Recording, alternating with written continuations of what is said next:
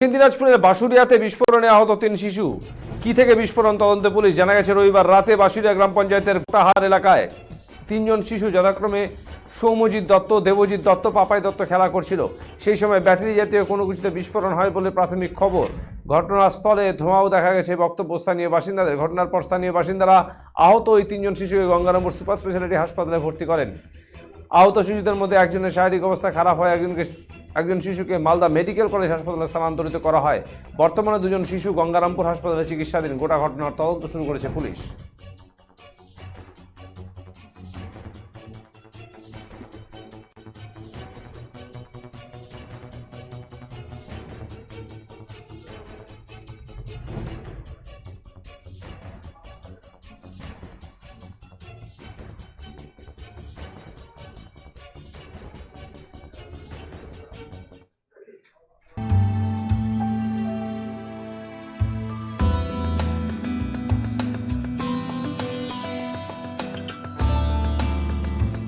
Hotel Poddar residency, RRN road, Canara ব্যাংকের বিপরীতে, কোচবিহার।